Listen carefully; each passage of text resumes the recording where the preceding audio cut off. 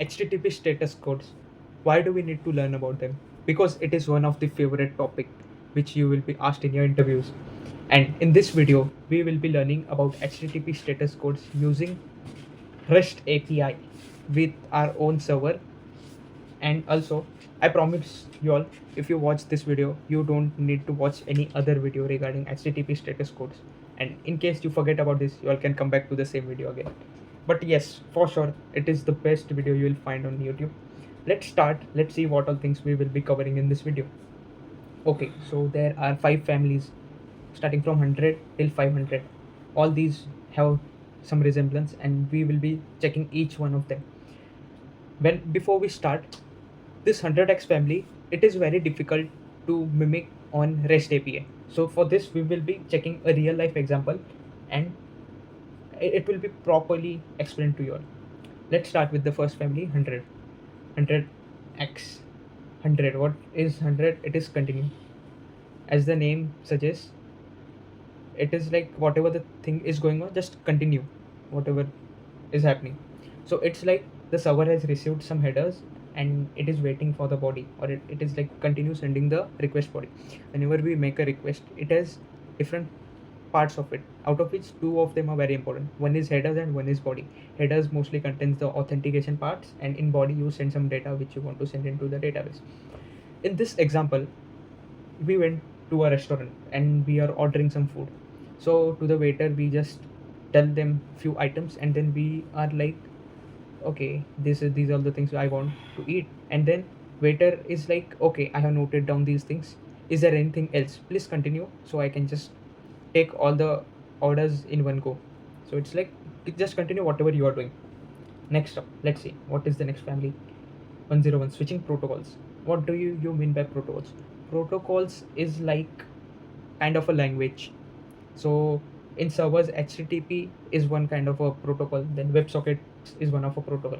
In this example, if you want to understand very nicely, the person who went to the restaurant, in the beginning she was talking, normally talking, and then the waiter was taking the order. In the next thing, she switched to sign language, and now she's like, I want water. And then the waiter comes, here is your water. So it's just a way of communication, but the communication nature has changed right now. Let's see what is the next one. 102, processing. Okay, as the name suggests, it's very easy. It's like whatever the request was made, that is not yet completed, it is still under process. And in this case, the person is annoyed. They are like, it's too long, we were waiting for the order, where is it? And the waiter comes and they are like, sorry, but your food is still being prepared, please wait for some time. And that's what happens. The server has received the request and it is still processing, it is not complete yet.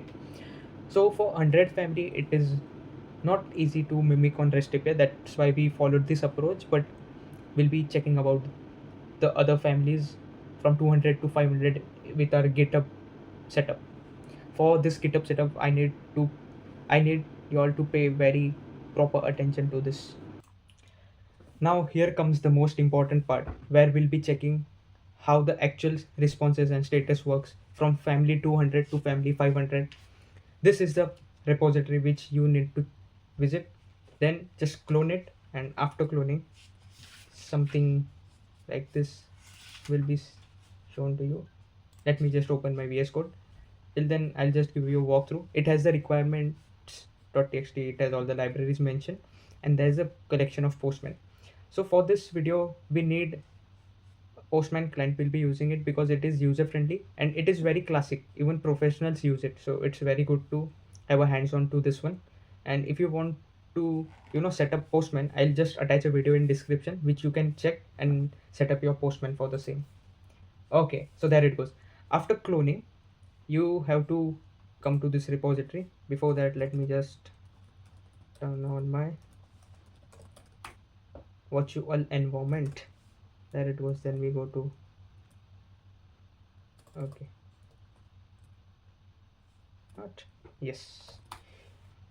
After coming here, just do this, use this code. Okay, what is this? Oh my bad, this is a very noob mistake. Yes, so this is our server, and till the time the server turns on, okay, it's almost on. It is running on 5000 port. Once you have done the setup of Postman, get on this import button, hit this import button, then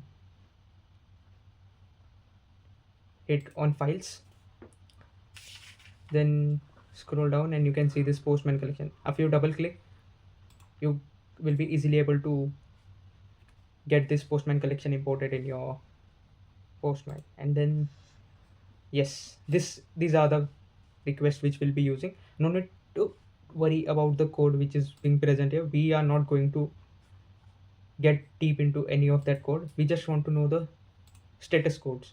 Okay, let's start with the first family, 200 family, where it is checking for success. What do you mean by success? Success is like whatever you want, you got it. So in this case, we are making a get request. Get request is like you are asking for something. So in this case, we are asking for user one's information, and we are like, I want the information of a user who has ID 1, and see, the status code is 200, which means the request was successful and we got the data which we wanted, which is the name and role, which is whatever was mentioned in the database which that we got here. Okay, let's see for some other ID2. This is name Divel and role is admin. Let's see for ID2, it is test and viewer, so we are getting data for other user and it is giving us 200, which means we hit the request nicely and we successfully received the data. Let's see what happens when we try to delete some user. In this case, we are trying to delete this user ID 1. We send a request.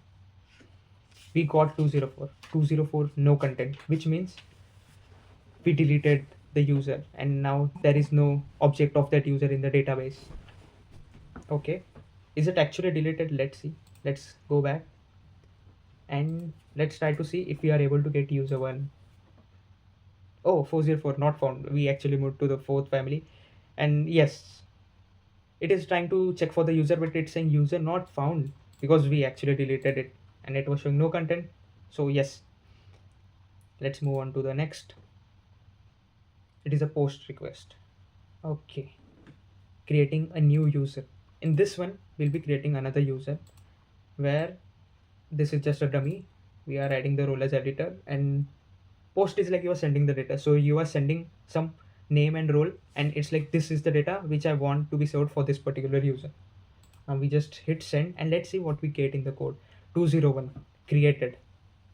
So we created a new resource. Yes, a new resource was created successfully, and the message is new user is added to the database.